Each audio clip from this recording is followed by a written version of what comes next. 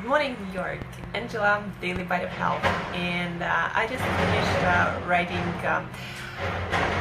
a blog about diet, fitness model diet, and what I learned from all the years of trying different diet myself, working with people, reading about diets, doing all kinds of detox and weight loss programs myself or with clients.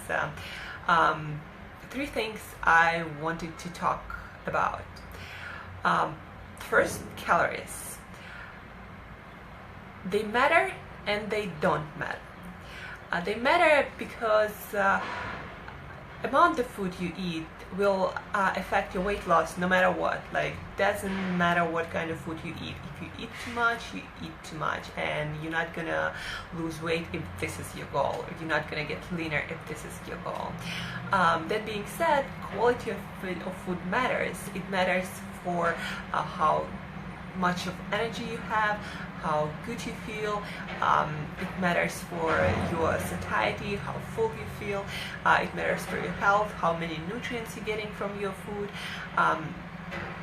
So quality of food matters a lot. It matters a lot for your metabolism, for your hormones, for your weight loss success or failure.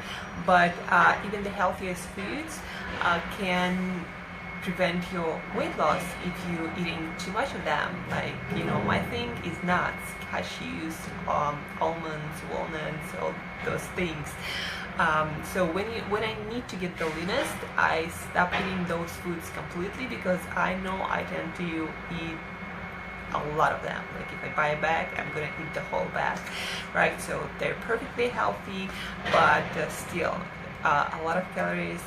So I eat them in moderation when I need to lose weight and be the leanest self. So calories matter and they don't. Depends what you mean by that. Then what else? Timing. A lot of people ask me about timing. Does it matter when you eat or it doesn't matter? It does and it doesn't. Like, you don't need to be crazy about timing your every meal, eating every 2-3 hours, or not eating after 5 and 6 p.m. or eating for only 3 hours. Like, our body thrives on variety, and one day you might eat earlier, one day you might eat later.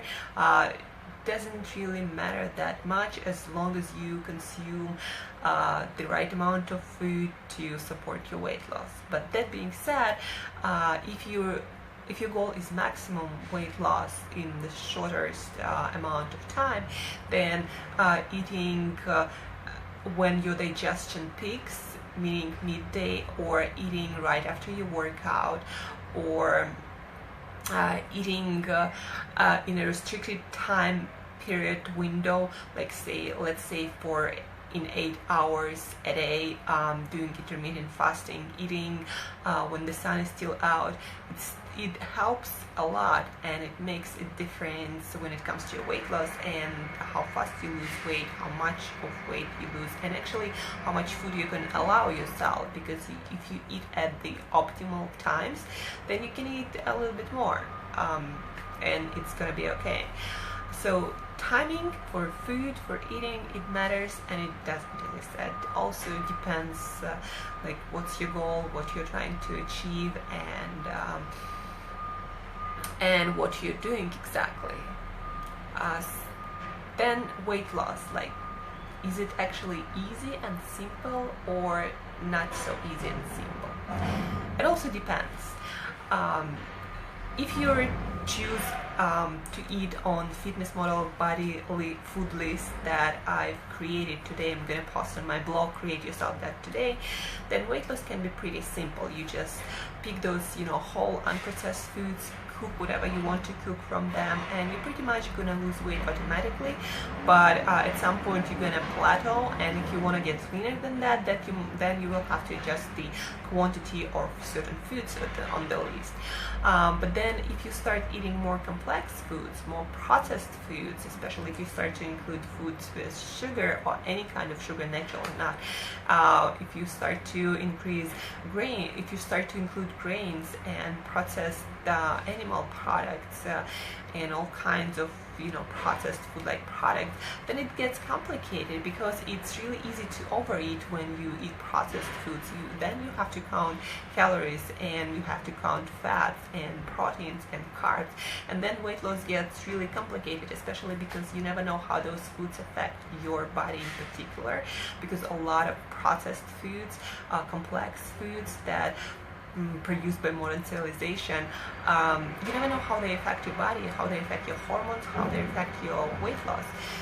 So the more complex food you have in your diet, the more complex your weight loss plan is going to be. That's why I prefer to stick to simple food list and eat foods from there, because that makes your weight loss really simple and intuitive, and you get in touch with your hunger, and you know when you're eating too much for your weight loss or you're eating too little. That's why, as I said, I prefer to have this, what I call fitness model body food list, and eating from them, cooking food from them, and it's a lot of food. It's just simple foods, whole foods, unprocessed foods, but a lot of variety still. So weight loss, calories, timing, it's not all black and white. You gotta understand the subtleties of those factors and how they affect your weight loss journey. So the post with more details and fitness model body food list is going to be on my blog in a few hours. Create yourself that today. And if you have any questions, if you have any comments, if you want to ask me anything, send me email to Angela@createyourself.today, and I'm happy to help you with your diet and your weight loss journey, with your health journey through food, because I'm so passionate about food. Also, another thing, this Friday, I'm really excited about it. I'm gonna be reviewing this book that blows my mind, Gastrophysics, the New Science of Eating, and the book talks about how everything that comes with the taste of food, like environment, music, the color of your plate, the shape of your plate, the corners of your plate, the texture of food you're eating, how you're eating, in what bowl or with what spoons and